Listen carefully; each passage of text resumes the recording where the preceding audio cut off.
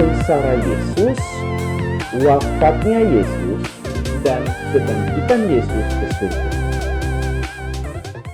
Selamat bertemu kembali para sahabat peziarah dan terutama orang tua, ayah atau Anda sebagai seorang ibu yang sedang berbahagia dengan putra-putri Anda saat ini. Dari tempat ini saya berdoa semoga Anda semua sehat, semoga Anda semua selalu diberkati oleh Tuhan, dan terutama supaya Anda semakin bijaksana dan diberkati oleh Tuhan untuk mendampingi dan mendidik putra-putri kesayangan Anda. Amin. Di bagian ini saya mengajak para sahabat peziarah dan orang tua yang baik hati untuk menanamkan nilai-nilai Kristiani kepada anak sejak usia dini dengan tema kenalkan benda-benda rohani dan perlakukan benda-benda rohani itu dengan pantas dan khusus. Bapak dan Ibu yang baik yang selalu diberkati oleh Tuhan, para sahabat peziarah, tentu saja Anda ingin sekali bahwa putra-putri Anda itu bertumbuh dalam iman Kristianinya dengan baik dan benar, dan juga sesuai dengan taraf pertumbuhan anak. Maka pada bagian ini, saya mengajak Anda untuk memperkenalkan kepada anak yang disebut dengan benda-benda rohani yang seringkali menjadi simbol atau menjadi tanda di dalam gereja kita. Dan dalam devosi-devosi kita nanti selanjutnya, kita ditolong atau kita dibantu dengan benda-benda rohani ini supaya lebih mudah kita menghayati peristiwa-peristiwa atau misteri-misteri iman dalam gereja kita. Nah, sebelum saya tunjukkan bagaimana caranya, hal yang paling penting dulu adalah ketika memperkenalkan benda-benda rohani itu, orang tua harus mengajak anak atau orang tua mengajak anak untuk merasakan sekaligus menciptakan suasana yang berbeda dalam tanda petik yang rohani. Ya, jadi harus bisa dibedakan suasana rohani jadi suasananya, sehingga nanti timbul sikap dari si anak, keadaan batinnya yang rohaniah, yang berbau atau yang menciptakan keadaan yang rohani. Itu maksud saya, ya. Jadi mendorong anak akhirnya untuk menikmati dan menciptakan sendiri suasana rohani di dalam diri. Nah, bagaimana cara memperkenalkannya? Kita langsung saja. Cara yang pertama adalah memperkenalkan salib Yesus. Para orang tua dan sahabat peziarah, salib Yesus bagi kita sebagai orang Katolik, Yesus ini adalah simbol kemenangan Yesus.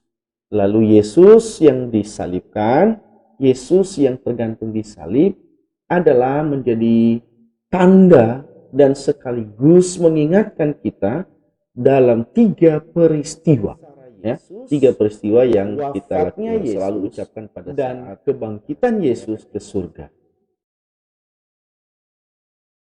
Sengsara Yesus, wafatnya Yesus, dan kebangkitan Yesus ke surga. Jadi setiap kali kita melihat salib, kita diingatkan kan Yesus yang telah menderita, Yesus yang telah mati, dan kemudian pada hari ketiga, dia sudah mulai bangkit dan naik ke surga 40 hari kemudian. Nah, dengan memperkenalkan salib ini kepada anak, nah maksud saya adalah tolong tunjukkan salib ini kepada anak. Ya, tolong tunjukkan. Dan kalau perlu, biarkan dia menyentuhnya, memegangnya. Tetapi ketika memegangnya, beritahukan, kasih tahu, ini tidak boleh sembarang disentuh. Sentuh sambil misalnya dengan melakukan tanda salib. Beda dengan menyentuh barang-barang biasa, tidak perlu kita lakukan tanda salib. Nanti dalam kehidupan sehari-hari kita seperti orang dewasa, udah tahu bahwa ketika kita menyentuh kaki Yesus di salib, itu bukan hanya kita sentuh, tetapi dalam devosi-devosi tertentu, kita justru bahkan mencium salib atau kaki Yesus. Mencium di sini adalah, maksudnya adalah sebagai penghormatan dan rasa sayang kita kepada Yesus yang tergantung di salib. Bukan kepada kayunya, bukan kepada besi ya, atau besinya kita hormati, bukan. Tetapi yang disimbolkan oleh salib ini, kita dirujuk kepada Yesus yang telah wafat, yang telah menderita, dan yang telah bangkit. Jadi cara memperkenalkan itu yang pertama, biarkan dia menyentuh dan katakan ajak dia berbuat tanda salib. Nah, yang paling penting selain itu adalah perlakuan unik dan perlakuan khusus terhadap barang atau benda rohani seperti ini. Jadi ini kayu, ini besi, ini besi gantungannya. Itu sama dengan barang-barang biasa. Tetapi ketika dirangkai sedemikian rupa dan menjadi simbol dalam gereja Katolik, maka ajak anak memperlakukan benda ini. Misalnya saja yang sederhana adalah jangan menyimpan benda ini bersama-sama dengan benda-benda lain, benda-benda yang biasa dipakai sehari-hari. Jangan disimpan bersama-sama dengan mainan. Berarti nggak ada penghargaan lagi dong, nggak beda dengan benda lain. Jadi pisahkan, ya pisahkan. Maka kalau di rumah selalu salib itu selalu diberdirikan, bahkan ditaruh di tempat yang lebih tinggi supaya kita lihat dan tidak sembarang atau tidak mudah dijangkau. Apalagi hati-hati anak-anak, salib jangan menjadi bahan mainan. Ini yang keliru. Ya, itu nggak boleh ya. Jadi saya ulangi sekali lagi, perkenalkan kepada anak, biarkan dia menyentuh, biarkan dia melihat, biarkan dia pegang, tetapi pada saat itu ajak dia, katakan saja dengan melakukan tanda salib atau mencium, supaya dia merasakan dan dia juga akhirnya menghargai benda ini. Lalu cara penyimpanannya, cara meletakkan benda rohani, jangan di tempat atau bersama-sama dengan benda-benda atau barang-barang yang biasa dia pakai sehari-hari, mainan, alat-alat sekolah, pakaian-pakaian yang lain atau apapun lah. Jadi jangan, ya. Letakkan di tempat yang lebih tinggi dan lebih terhormat dan pantas. Ya, itu salah satu. Apalagi kalau orang dewasa, kita tentu saja kalau punya salib yang seperti begini kita taruh di rumah, salib yang kecil kita kalungin sebagai kebanggaan kita, sebagai keyakinan kita juga sekaligus bahwa Yesus bersama dengan kita. Ini tanda loh, saya seorang pengikut Kristus. Oke? Selain salib, apa yang bisa kita lakukan? Yang kedua adalah memperkenalkan rosario. Rosario, ya, kita tahu bagi kita orang Katolik adalah sebagai alat, ya, alat untuk berdoa. Alat untuk berdoa, tentu saja berarti benda ini berfungsi dengan baik bila dipakai untuk berdoa. Maka anak diperkenalkan kepada mereka bahwa rosario ini dipakai untuk berdoa. Berdoa kepada siapa? Tentu saja kepada Tuhan, tetapi melalui Bunda Maria. Yang sering keliru saudara-saudara dan sahabat peziarah dan ayah dan ibu yang baik hati gitu ya. Yang sering kali keliru adalah meletakkan rosario atau memakai rosario ini itu sebagai, maaf saja saya harus mengatakan, adalah seolah-olah sebagai jimat. Kalau ditaruh di kantong itu berarti setan-setan pada hilang. Ya bisa saja hilang. Tetapi bukan karena barang ini setan hilang.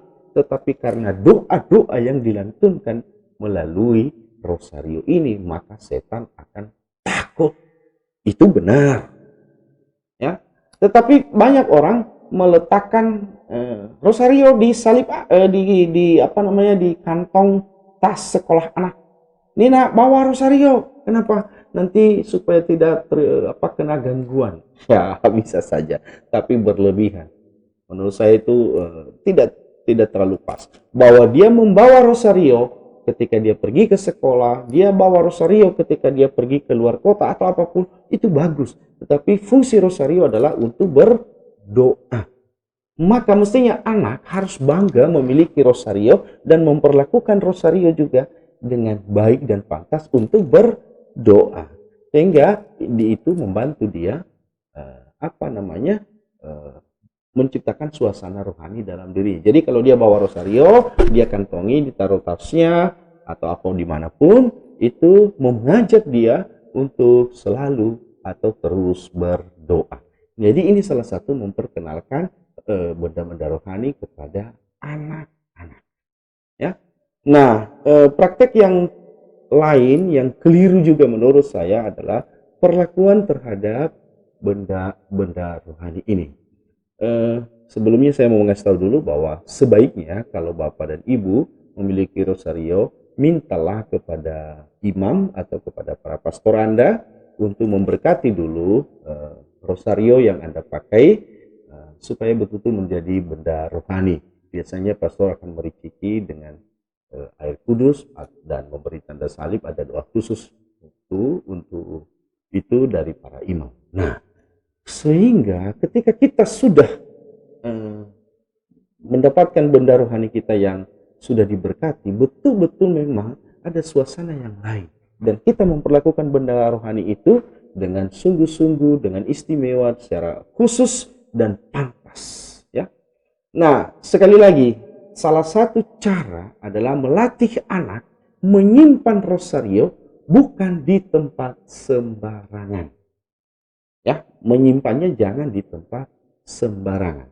Di beberapa tempat saya senang sekali bahwa anak-anak sejak kecil diajari memakai rosario sebagai kalung, sepintas sebagai aksesoris, tetapi di sisi lain adalah kebanggaan. Dan mereka sungguh-sungguh bangga ketika mengantongi atau memakai sebagai kalung rosario seperti ini. Ini juga saya setuju dan bagus sekali. Tetapi catatan kecilnya, jangan pernah lupa bukan rosarionya yang mempunyai power, yang mempunyai kekuatan, tetapi doa-doa yang dilakukan melalui rosario ini. Jadi anak diajarin, nih loh benda rohani khusus dipakai untuk berdoa. Dan disimpannya juga di tempat-tempat khusus, jangan sembarangan. Jangan disimpan dengan bersama-sama dengan tempat di pensil, dengan pulpen Anda, nanti sembarangan aja bisa jatuh dan lain sebagainya. Tapi bukan itu yang penting, bahwa ini tidak sama dengan benda-benda yang Anda pakai sehari-hari. Itu yang ketiga. Yang kedua, maaf. Tetapi yang ketiga, ada juga cara lain memperkenalkan benda-benda rohani itu kepada anak-anak. Adalah seperti yang saya punya ini, disebut dengan gambar-gambar rohani. Gambar-gambar rohani ini membantu anak untuk mengenali wajah Yesus, Bunda Maria, Santo Santa yang ada di dalam gambar, dan membantu kita untuk lebih dekat dan lebih mengenal Santo Santa atau apa yang dituliskan di dalam benda rohani itu, atau entah gambar. Pada umumnya itu adalah gambar-gambar rohani Yesus, salib, Santo Santa. Ya.